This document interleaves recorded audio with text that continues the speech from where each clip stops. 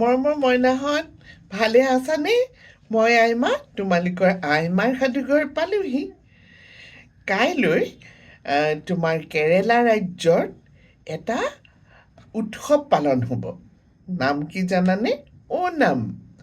ওনামৰ নাম শুনিছানে? অকণ ডাঙৰ ল'ৰা ছোৱালীবিলাকে শুনিছাই, নানান ৰাজ্যৰ নানানটা বেলেগ বেলেগ উৎসৱ তেওঁলোকৰ প্ৰধান উৎসৱ হিচাপে পালন কৰা হয়। ঠিক তেনেকৈ কেৰেলাত ওনাম নামৰ উৎসৱটো পালন কৰা হয় এই সময়ত।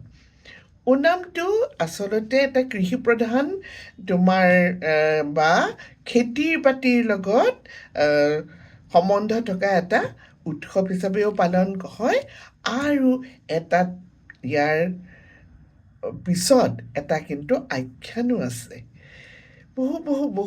বহু হাজাৰ বছৰৰ আগতে কেৰেলা ৰাজ্যত মহাবলী নামৰ এজন ৰাক্ষস ৰজাই শাসন কৰিছিলে।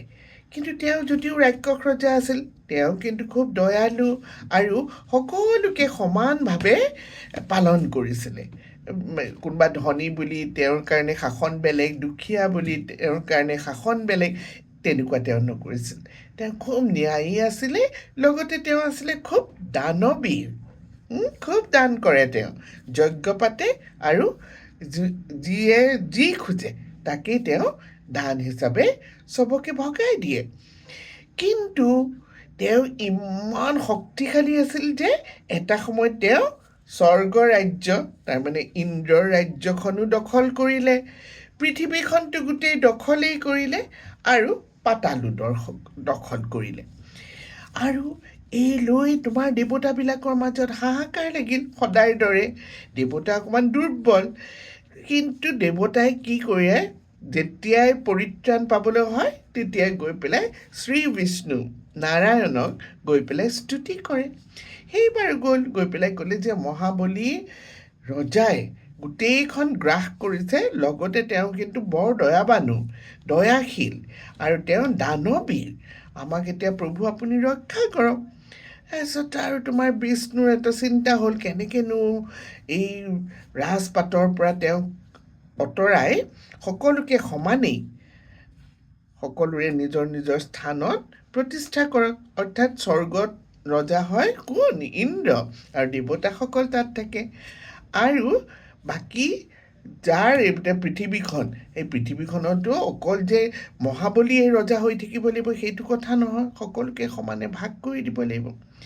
এই বুলি আৰু তেওঁ যে ইমান দানৱীৰ সেইটোৰো প্ৰমাণ ল'বৰ কাৰণে নাৰায়ণ বা শ্ৰী বিষ্ণু ধৰিত্ৰীলৈ নামি আহিলে। এদিন তোমাৰ মহাবলীয়ে ডাঙৰ যজ্ঞ এটা পাতি সকলোকে যজ্ঞৰ শেষত দান দি আছিলে। এইবাৰ আমাৰ শ্ৰীকৃষ্ণ বা নাৰায়ণ বা শ্ৰী বিষ্ণু তেওঁ এটা অৱতাৰ ধৰিলে। কাৰ অৱতাৰ? সৰু এজন মানুহৰ, ডুৱাৰ্ফ যাক কয়, বামন। বামন অৱতাৰ ধৰি তেওঁ ভিক্ষা খুজিবলৈ আহিলে। আৰু সেই যজ্ঞৰ শেষত তোমাৰ মহাবলীক ভিক্ষা খুজিলে। মহাবলীয়ে সুধিলে, আপোনাকনো কি দিম? তেতিয়া তেওঁ কি ক'লে জানা? মোক 3 ভৰি মাটি লাগে। মহাবলীৰ মনলৈ অকণমান অহংকাৰো আহিলে। তেওঁ ভাবিলে 3টা ভৰিৰ খোজৰ মাটিনো কিমান ডাঙৰ কথা, তাতে আকৌ এয়া বামন ৰূপী এই মানুহজন তোমাৰ তেনেই চুটি চাপৰ, তেওঁৰ ভৰিও সৰু। গতিকে ক'লে, হ'ব আপুনি লওক। এই বুলি কওঁতে কি কৰিলে? সেয়া হৈছে ঈশ্বৰ, তেওঁ হৈছে ভগৱান। তেওঁ বুদ্ধি কৰিয়ে আহিছিলে কি ল'ব। তেওঁ এটা ভৰি দিলে স্বৰ্গত। স্বৰ্গ ৰাজ্যত এটা ভৰি দিয়াৰ লগে লগে গোটেইখন স্বৰ্গ তেওঁৰ ভৰিৰ তললৈ আহিলে। গতিকে 2 নম্বৰ ভৰিখন ক'ত দিলে? তেওঁ দিলে পৃথিৱীত, আৰু পৃথিৱীখন গোটেইখন তেওঁৰ ভৰিৰ তললৈ আহি গ'ল। আৰু 3য়খন ভৰি দিবলৈ এতিয়া ঠাই নাই। তেতিয়া তোমাৰ মহাবলী বিষ্ণুৱে ক'লে, এতিয়া মই 3য় ভৰিখন ক'ত থ'ম? মহাবলী কিন্তু ইমান দানী, তেওঁ ইমান দয়ালু, তেওঁ তেতিয়া যিহেতু তেওঁ কৈছিলে যে মই দান দিম আপুনি যি খোজে, তেওঁ সেইকাৰণে নিজৰ মূৰটোকে ক'ত পাতি দিলে, তোমাৰ বামন ৰূপী ভগৱানৰ ওচৰত সেৱ হৈ পেলাই মূৰটো পাতি দিলে। আৰু এইবাৰ বামন ৰূপী ভগৱানে কি কৰিলে, মহাবলীৰ মূৰৰ ওপৰত নিজৰ ভৰিটো দিয়াৰ লগে লগে মহাবলীয়ে সেই ভৰ সহ্য কৰিব নোৱাৰি পাতাললৈ সোমাই গ'ল। কিন্তু যোৱাৰ আগতে বিষ্ণুক ক'লে যে প্ৰভু আপুনিতো মোক এতিয়া পাতাললৈ পঠিয়াই দিলে, কিন্তু কেৰেলাখন মোৰ বৰ মৰমৰ, মোৰ প্ৰিয় ৰাজ্য, তালৈ মোক আহিবলৈ আপুনি অনুমতি দিব লাগে। তেতিয়া তোমাৰ এই যে বামন ৰূপী ঈশ্বৰ তেওঁ নিজৰ ৰূপ ধৰি ক'লে, ঠিক আছে, তুমি ইমান দয়ালু আৰু তুমি ইমান প্ৰজাবৎসল এজন ৰজা, প্ৰজাই তোমাক ইমান ভাল পায়, তুমি সেইকাৰণে এইখিনি এটা সময় দিলে যে এইখিনি সময়ত 10 দিনৰ কাৰণে তুমি আহি তোমাৰ প্ৰজাৰ লগত তুমি থাকিব পাৰিবা।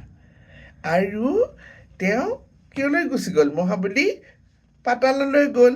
কিন্তু প্ৰতি বছৰে এই কাইলৈ সেই দিনটো পৰিব ওনাম বা থিৰুঅনাম বুলি কয়, থিৰুঅনাম।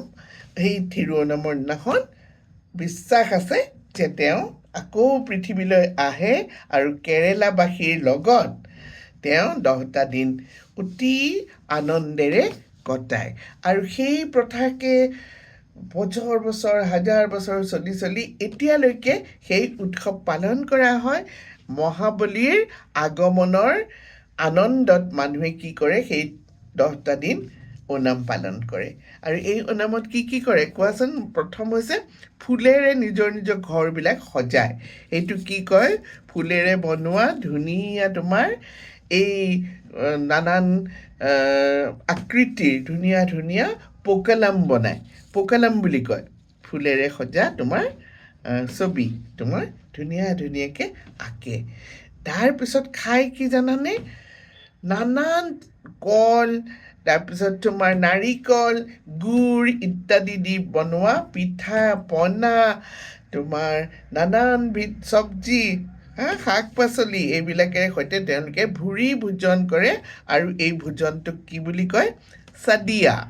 এই চাদিয়া খাবৰ কাৰণে মানুহে নানান তোমাৰ ৰেষ্টুৰেণ্টবিলাকতো এতিয়া ভিৰ কৰে, চাদিয়া দিয়ে। চাদিয়াত নানানবিধ